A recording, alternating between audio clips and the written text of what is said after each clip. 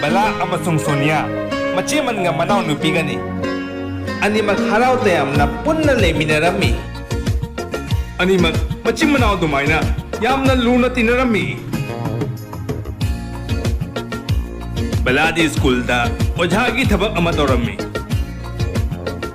Sonda Sonia di beauty parlor की दुकान में हांग बगी खल्ली जानी नोंगमदी सोनिया ना beauty parlor की दुकान हांग बगी माँ की नुपा गोकुल दलागा तम्मरे ओए तारबो इचे मल्दी नुंती की स्कूल चक्की अदुगई दी इते हंगा नंग सुत्था बक्का नखी ऐ इथुन तनी युम दले होड़ी से तन बना रोरे करी तोसी के खंद्रे दो का दौड़गे सोनिया नंग थबक तौना नोंगोंदा थबक तौ नोंगा हाय ब्रो नत्ते कनाम नदी एंगोंदा दुमाई हाइदे दो ऐने गान ताद्री से ऐ करम थबक तो उसी खंद्रे अबा कोक कसे सारे ऐ थबक तो मपाम दे बिजनेस तो लेंगे बिजनेस सोनिया नंग अपाम बतो हेक तो ऐ दी हानदगी ओझा याम ओइनिंगमी अदुनबु ऐ नसी ओझा की थबक तो रिसिनी ओझा की थबक से याम न नुंगाई हे सोनिया इतई माना हारी वासे यामना चुम्मी नंगजु नंगी अपाम थबक तो हाउरो ऐ सोइदना सपोर्ट तौनी ऐदी ब्यूटी पार्लर की थबक तो यामना पामी अदुनबु लहोंगदे मांगदेसु ऐदी ब्यूटी पार्लर की ट्रेनिंग तौराबनी अदुदी याम फारेना ब्यूटी पार्लर की थबक तौरदी नंगी युमदगी मपान थोक्तरसु यारनी सोनिया अखोय युम मनुसिगा पार्लर मच्चा अमा हांगबिगे याकद्रो गोकुल नंदी करी खल्लिगे सोनिया की ब्यूटी पार्लर हांगसिरो इतई माना हायरी दो चुम्दी चुम्मी पार्लर दो हांगदी सोनिया की अपाम थबक तो तोंजरनी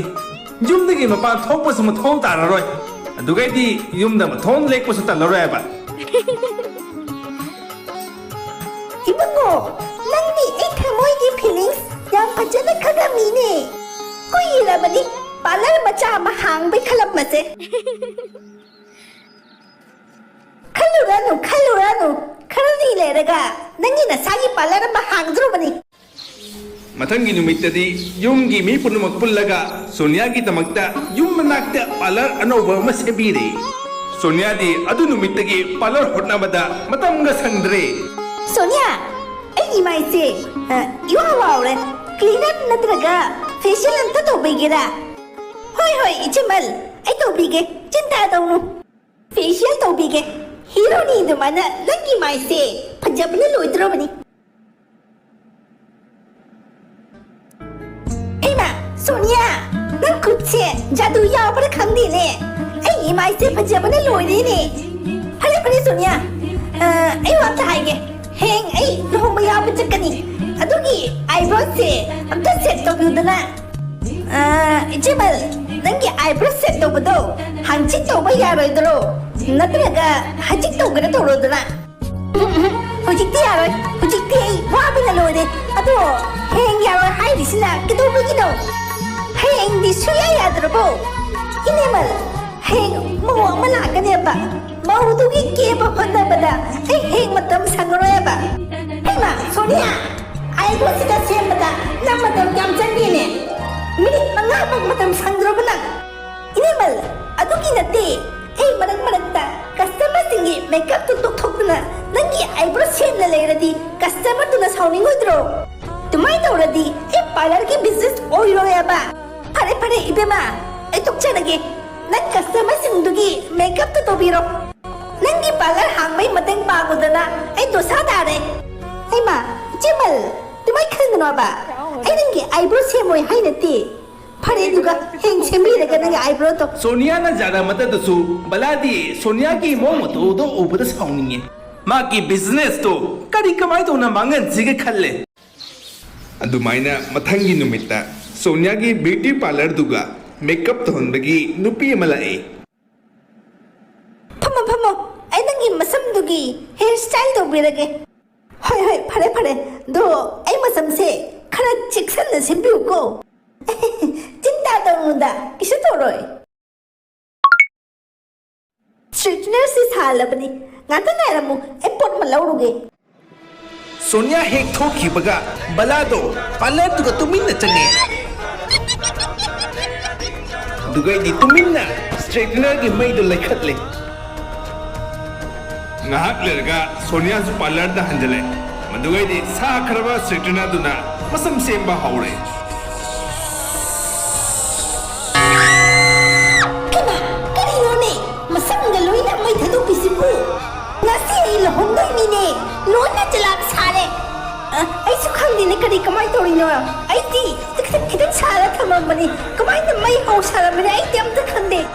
ai adu ata ki su khande Parlour lakpar haibu masam ngamai thadong pide ai lawanda police case to drop khamo dumai to no madam police case ka to bigano police la di ai parlour se thing ma soidre police case pandradi ai ki makeup punamak lema la to biro yara ba madam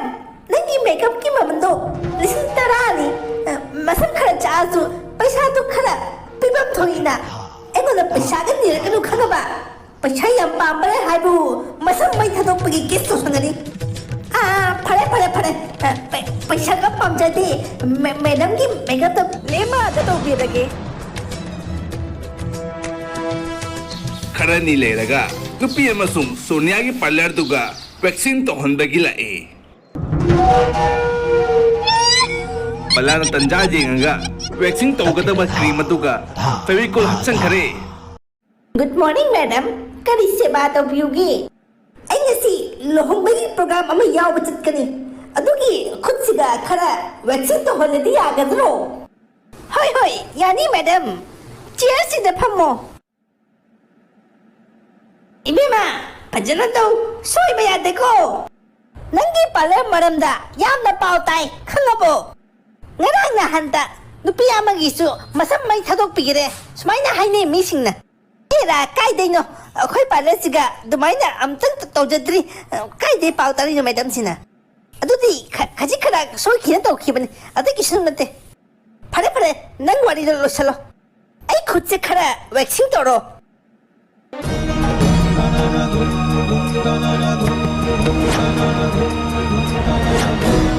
hema kini to subo lap khibatai satok paga ya khidre kani kamai tori jato ai ngadi phajana sem ko to khibani to sani he oi ma si de ne na bana loi de ne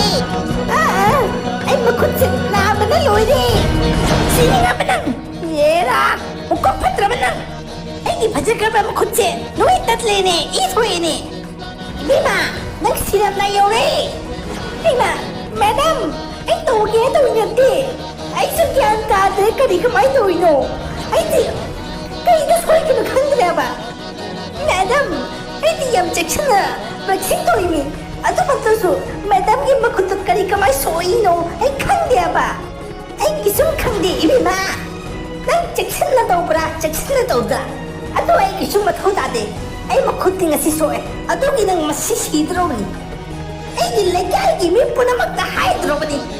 nang si angau bi ni pi na Parlour da lakpa mi khuding masam mai thadok pa natraga makhut tu dekpa adu ko maski yam na tori hydro bani iti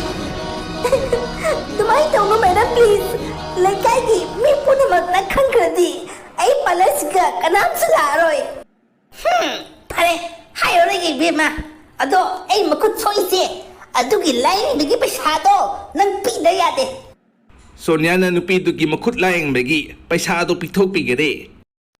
Dum to na Sonia की parlour दुगा customer का लाख खिदरे नोंग मदे सोनिया युमदा ममोन नुआई तना फमना लेरी मतम दुगा सोनिया के तौरगे नंग ममोन याम नुआई तब माली करी तौर जानो नंगी पार्लर दा असोय अराक तौरी दो नंग तौगे हायन तौई नतेना सोय खिना तौबनी ai so adu hairi mine kokul ai tauge haini tauyi nate ai parlour sida hanjan na asoy arak tori se kari gino ai ti kyan anta tadre ai hai bige nangi parlour sida asoy arak tori se kari gino ibe ma ai na tori me ai na nangi parlour sida asoy arak tori sindo ai na tori me ha kari hai no nei tai ma nangdi Sonia की beauty parlour Hong बगी याम support तोरम दाई ने hoine ꯍꯦꯡꯒ cool ꯍꯥꯟꯅ ꯁꯞꯄꯣꯔꯠꯇꯤ ꯇꯧꯔꯝꯃꯤ ꯑꯗꯣ ꯅꯪꯒꯤ ꯅꯇꯨꯁꯦ parlour ꯍꯥꯡꯕꯗꯒꯤ ꯌꯥꯝꯅ ꯃꯉꯁꯝ ꯍꯥꯏꯒꯠꯂꯤ ꯂꯣꯏꯔꯦ ꯑꯐꯥꯎꯒ ꯁꯥꯔꯗꯅ ꯒ꯭ꯌꯥꯟ ꯌꯥꯎꯗꯕ ꯅꯨꯄꯤꯁꯦ ꯈꯔ ꯈꯪꯍꯟꯕ ꯌꯥꯗꯦ ꯍꯥꯏꯅ ꯑꯩꯅ ꯑꯁꯤ ꯃꯌꯥꯝꯁꯤ ꯇꯧꯔꯤꯅꯤ 이쯤을 그놈이 그만 저리노 애기 빨랐시다 호직 까남수 라키드래 소니야 낭디 앵어나 통사빈드레바니나 에이소 낭어나 통사빈드레 낭기 빨라드 밀락드레 또 에이크도 하이노 이때이마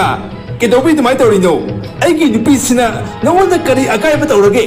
తంజాదుగా బలాగి నుప కైకూదుసు యుంద హంజలే అదుగైది మోయ్ మ్యామ్గి వాదో లోయిన తారే బలా ꯅꯪ ꯇꯧꯔꯤꯗꯣ ꯌꯥꯝꯅ ꯑꯂꯥꯟꯕ ꯊꯕꯛꯅꯤ ꯈꯪꯉꯕꯣ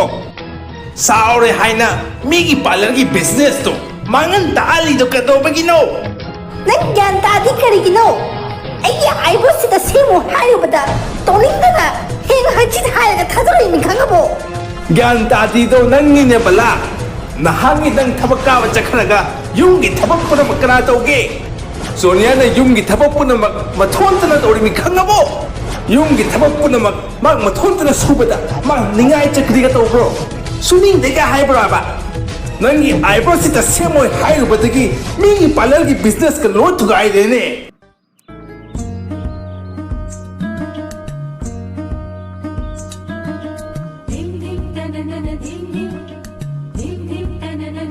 ꯅꯪ ꯍꯥꯏꯔꯤꯗꯣ ꯆꯨꯝꯃꯤ